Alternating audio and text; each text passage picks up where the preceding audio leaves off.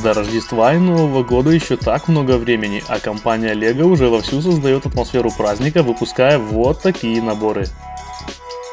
Сегодня мы сравним два адвент-календаря из серии Гарри Поттер и Звездные войны и посмотрим, что предлагает каждый из них.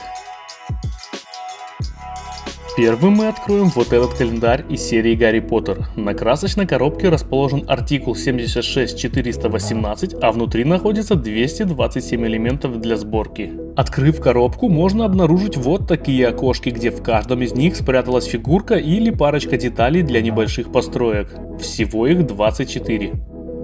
Также имеется игровое поле, где можно применить все найденные сюрпризы набора. Незамедлительно открываем первое окошко и обнаруживаем в нем фигурку самого Гарри Поттера. Открываем пакетик, и первое, что хочу отметить, это то, что лицо у этой фигурки двустороннее.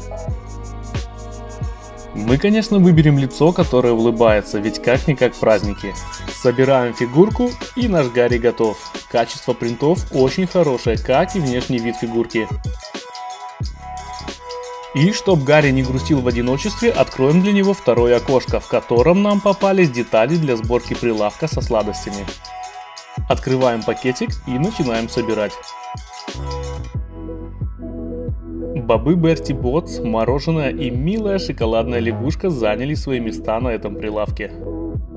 Тут даже нашлось место экстра деталям на случай, если вы их потеряете. В третьем окошке нас поджидают детали, из которых мы соберем еще один прилавок со сладостями. Сладостей много не бывает, поэтому приступаем к сборке. Тут у нас попались кексики, тарелка, кассовый аппарат и вишня. Одним словом, миленько. На очереди четвертое окошко. Открываем и обнаруживаем детали для постройки столба с листовкой о розыске опасного волшебника. Плиточка с объявлением о розыске является уникальной, между прочим. Пятое окошко спрятало от нас фигурку Рона Уизли. У этой фигурки, так же как и у самого Гарри, двойное лицо, и для сборки мы выберем, конечно же, более веселое. Принты, как всегда, на высоте, и особое удовольствие доставила шапка Рона с торчащими из-под нее рыжими волосами.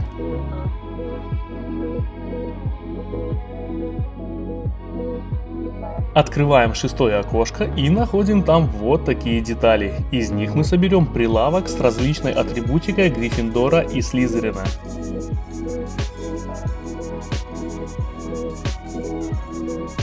Седьмое окошко спрятало от нас детали для сборки тележки со сладостями. В этом календаре мне очень нравится легкая и приятная сборка. Все понятно и без лишних стрессов, а результат всегда радует глаз. Спасибо за это возрастному ограничению набора 7+. За восьмым окошком спрятались детали для сборки указателя, которые указывают путь к замку Хогвартс. Табличка с надписью Хогвартс является уникальной. Девятое окошко дарит нам фигурку Гермионы Грейнджер в ярко-красной шапке. Фигурка имеет так же, как и предыдущие, два вида лица. Ставим довольную гримасу и наслаждаемся видом фигурки. Открываем номер 10 и встречаем рождественскую елку, укрытую снегом. Минимальное количество деталей, но какое приятное деревце получилось. Мне нравится. Если вам тоже, жмите лайк. В 11 окошке мы обнаруживаем почтовый ящик и сову с письмом. И я думаю, будет трудно ошибиться, о каком фильме идет речь, глядя на эту постройку.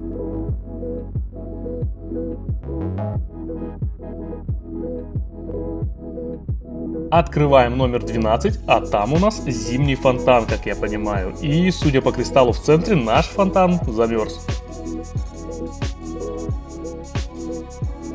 За окошком номер 13 спряталась фигурка Аберфорта Дамблдора. Мне эта фигурка понравилась, даже очень. И она, кстати, также имеет двустороннее лицо. Что добавить, просто приятная фигурка.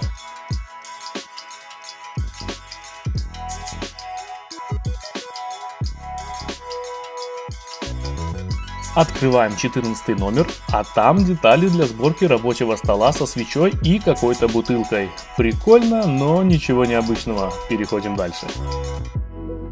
Номер 15. Бочка с каким-то напитком. Наверное, со сливочным пивом. Хотя кто его знает, что пьют эти волшебники. Если знаете, пишите в комментариях.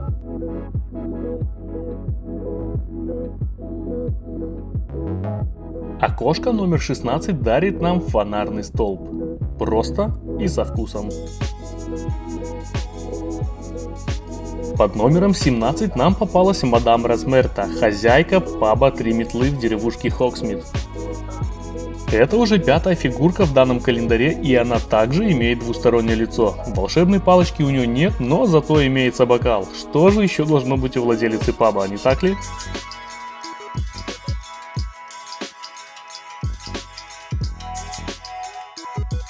Подходим к окошку номер 18 и обнаруживаем там стол с праздничным ужином.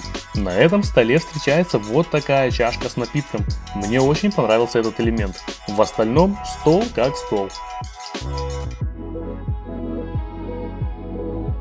Номер 19 скрывает от нас камин с красивыми золотыми рогами. Раз, два, три и готово. Едем дальше.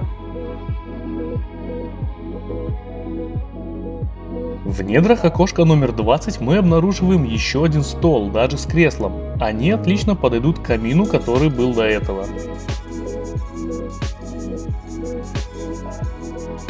Под номером 21 находим последнюю фигурку этого набора – Драко Малфой. Он также имеет двустороннее лицо, но только вот улыбкой его не наградили. Зная Драко, оставим, пожалуй, на его лице испуг, так будет правильнее. Отдельно отмечу классную куртку и шапку, в которую он одет. Качество исполнения цепляет глаз.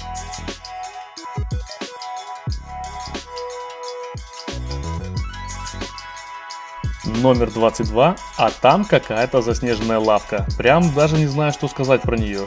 Пусть будет, но давайте взглянем, что приготовил номер 23. А окошко номер 23 приготовила нам еще одну елку, но в этот раз побольше. Лишней не будет. Да и какой праздник без елки, так ведь?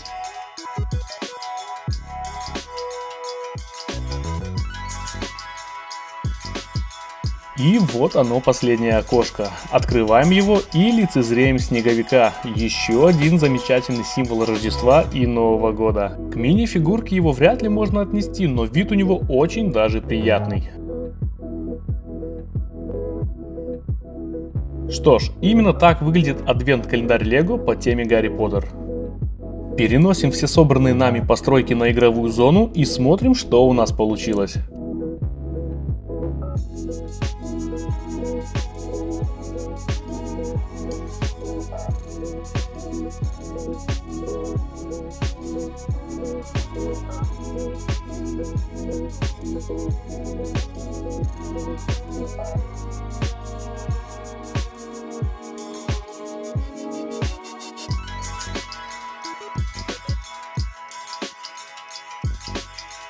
Кстати, все фигурки данного набора являются уникальными, таких вы не встретите ни в одном другом наборе. Неплохо, учитывая не самую высокую стоимость набора. Таким получился этот адвент-календарь, но теперь пришло время взглянуть на календарь по теме «Звездные войны». Коробочка этого календаря не менее нарядная, чем коробка набора по теме о Гарри Поттере. Давайте ее откроем и взглянем, что она в себе прячет. Здесь у нас традиционно 24 окошка и поле для игры.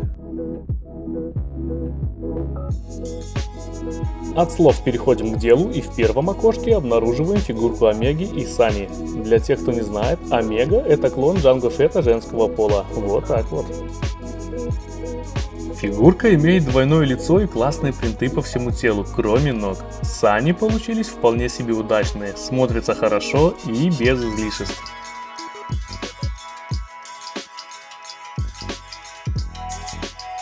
Второе окошко прячет в себе детали для сборки корабля под названием Оправдатель. Этим кораблем владеет Кэт Бэйн. Ну, теперь еще и я, правда, только в миниатюре.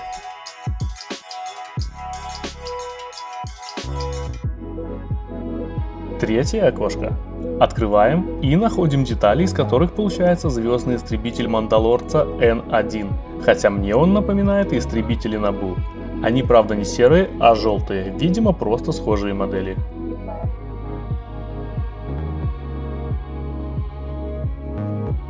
Безжалостно открываем четвертое окошко и находим детали для фигурки Пит-дроида с мешком. Мешок, наверное, с подарками.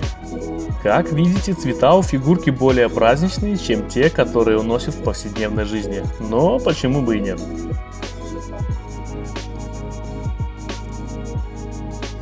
Пятое окошко встречает нас элементами для создания турботанка.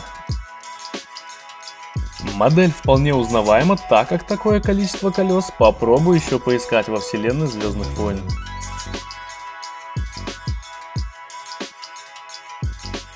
За шестым окошком находим фигурку клона из 212-го батальона. Фигурка имеет полное решимости лицо, и оно же является единственным. Второго лица у фигурки нет. С фигуркой в комплекте идет личное оружие клона, его винтовка. Причем не самая маленькая. В целом, очень приятная фигурка с качеством высшего уровня.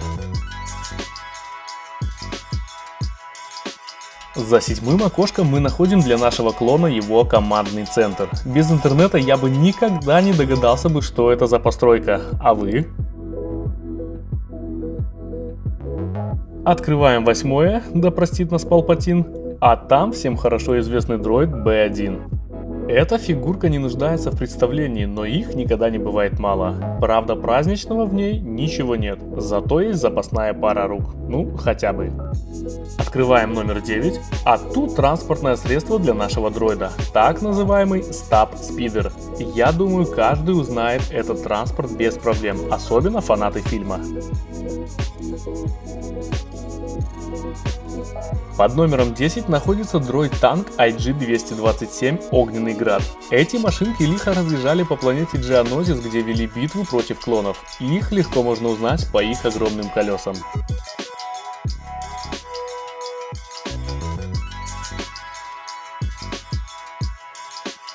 Из 11-го окошка мы собрали танк ААТ, правда тут он имеет синий цвет вместо привычного песчаного, видимо в честь предстоящих праздников.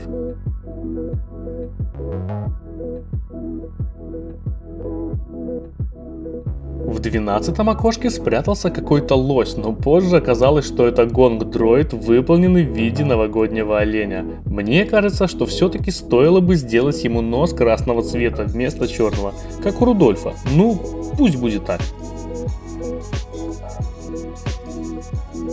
Из 13-го окошка наружу рвется имперский шаттл, а точнее детали для его сборки. Минимальное количество деталей, но вполне себе узнаваемая модель получилась. Мне нравится. Открывая 14-е окошко, мы находим фигурку принцессы Леи с бластером и печеньем в руках. Она также имеет двойное лицо, и несложно догадаться, на каком мы остановились.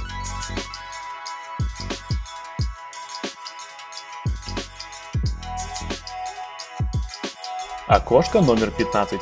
Деревня Эвоков, а точнее миниатюра деревни жителей планеты Эндор. Считаю, что получилось узнаваемо, но только для тех, кто смотрел фильм. Тыкаем пальцем в костер, открываем 16 окошко, а там детали для создания главного входа в бункер на вышеупомянутой планете Эндор. Простенько, но узнаваемо.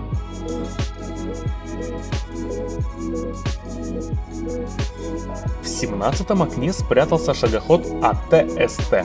Он также выполнен с минимальным использованием деталей, но вид его от этого сильно не пострадал.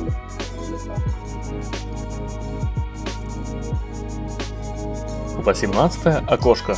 Тут у нас детали, из которых мы собрали такой вот спидер. Фигурку на него не посадишь, но как миниатюра смотрится прикольно.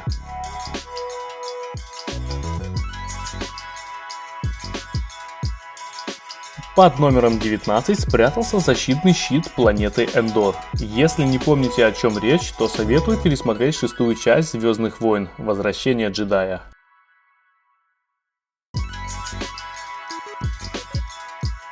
Этот момент настал. Под номером 20 затаилось само зло.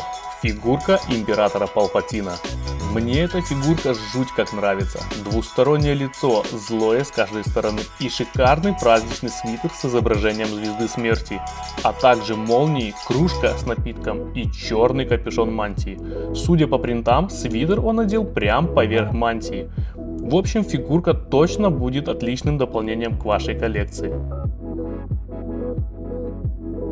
В 21 окошке мы находим детали для трона Палпатина, чтобы старичку было комфортно строить свои грандиозные планы по порабощению вселенной.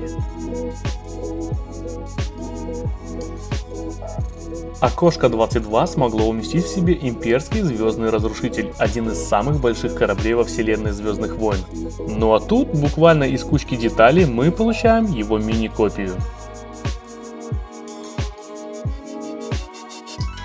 Из окошка 23 появились такие детали, и я не мог понять, что это, пока не открыл последнее 24 окошко.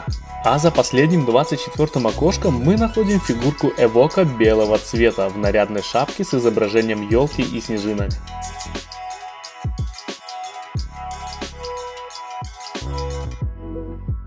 Значит, это глайдер Эвока, на котором он летает. Все просто. Итак, подводя итог, хочу сказать, что лишь 3 фигурки являются уникальными, а именно Палпатин, Лея и Эвок, или Эвок, не знаю как правильно. Фигурки дроидов в расчет не берут, так как я не отношу их к мини-фигуркам. Для меня этот набор получился неоднозначным. С одной стороны классные фигурки, с другой стороны постройки, которые не вызвали восторга. Ну, тут каждый вправе решать, что ему больше по душе. Мне лично календарь по теме Гарри Поттера понравился больше, несмотря на всю мою любовь к Звездным войнам. А что думаешь ты? Напиши в комментариях. Не забудь подписаться и, конечно же, поставить лайк. На этом все. Всем пока.